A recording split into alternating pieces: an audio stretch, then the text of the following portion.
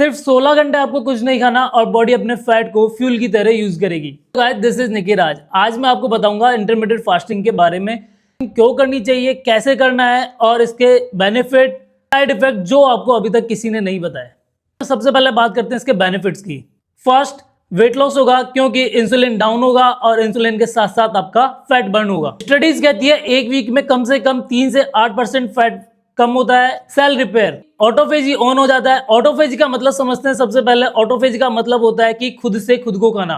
जब आप फास्टिंग करते हो तो आपकी बॉडी आपके फैट को ही फ्यूल की तरह यूज करती है, वो उसी से एनर्जी लेती है, तो मतलब वो आपकी बॉडी आपके फैट को खा रही है। जब तुम फास्टिंग करते हो बॉडी अपने पुराने खराब सेल्स को तोड़कर रिसाइकिल करती है, एनर्जी मिलती है और डैमेज सेल्स रिपेयर हो जाती है।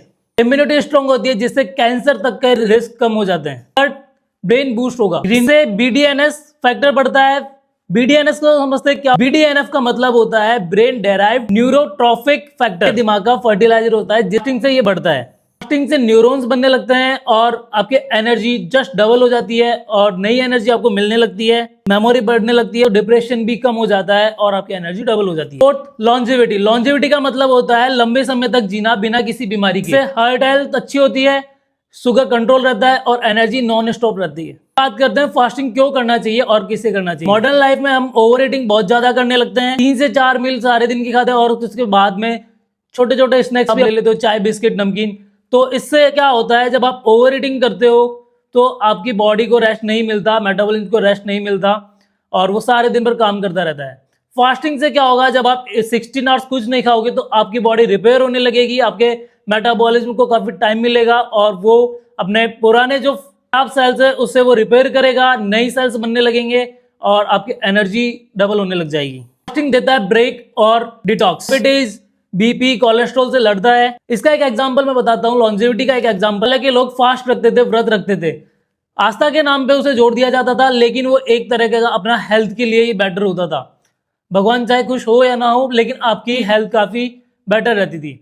लोग वीक में एक व्रत तो रखते ही रखते थे, चाहे वो मंडे का रखे, ट्यूसडे का रखे। फीमेल्स अधिकतर गुरुवार या शुक्रवार का रखते थे और ऐसे उनके वीक में 4 व्रत हो जाते थे। और तिथि के हिसाब से अगर अपन देखें तो 11 आती है हर महीने में 2 बार, तो 2 उनकी 11 हो जाती थी। पहले का आदमी 11 का व्रत रखते ही रखते थे।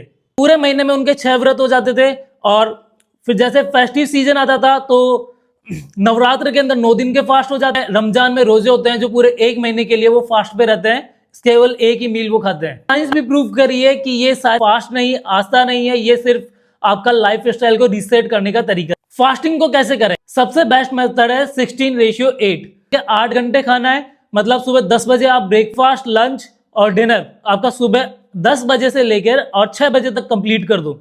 6 बजे बाद आप कुछ भी नहीं खाओगे। बाकी के जो रेस्ट पीरियड है उसमें पानी, ब्लैक कॉफी और ग्रीन टी आप पी सकते हो। 0 कैलोरी आपका फूड है जो आप ये सारी चीजें ले सकते हो। अगर आप बिगिनर है, स्टार्टिंग में आप करना चाहते हो तो आप 12:12 भी कर सकते हो। सेम आपका इसके अंदर रहेगा। 12 घंटे आप खा सकते हो और 12 घंटे में आप फास्ट कर सकते हो। फास्टिंग के लिए एक प्रो टिप दे रहा हूं मैं। अगर इनिशियल डेज में आपको थकान होने लगे, ब्रेन फॉग होने लगे, तो 1 गिलास में नींबू पानी और छोटी चम्मच नमक का आप ले सकते हो। फास्टिंग सबके लिए नहीं है। जैसे कि कोई प्रेग्नेंट वुमन है, उसको बिल्कुल भी फास्टिंग नहीं करनी। डायबिटिक की जो दवाइयां ले रहे हैं वो लोग अपने डॉक्टर से कंसल्ट करके ही फास्टिंग। अब बात करते हैं साइड इफेक्ट, जो कि आपको बहुत कम लोग बताते हैं। फास्टिंग के सब फायदे ही बताएंगे। फास्टिंग का सबसे बड़ा साइड इफेक्ट ये, जब आप स्टार्ट करते हो तो इनिशियल डेज में 3 से 4 दिन में आपको बहुत ज्यादा थकान होगी, भूख ज्यादा लगेगी और ब्रेन फॉग भी हो सकता है। क्रेविंग्स आपको बहुत ज्यादा होने लगेगी। 3 दिन इस टाइम पे आपको क्या करना है कि आप फास्टिंग पे आपको रहना है और नींबू पानी, ब्लैक कॉफी आप ले सकते हो, ग्रीन टी आप ले सकते हो फास्टिंग के टाइम पे।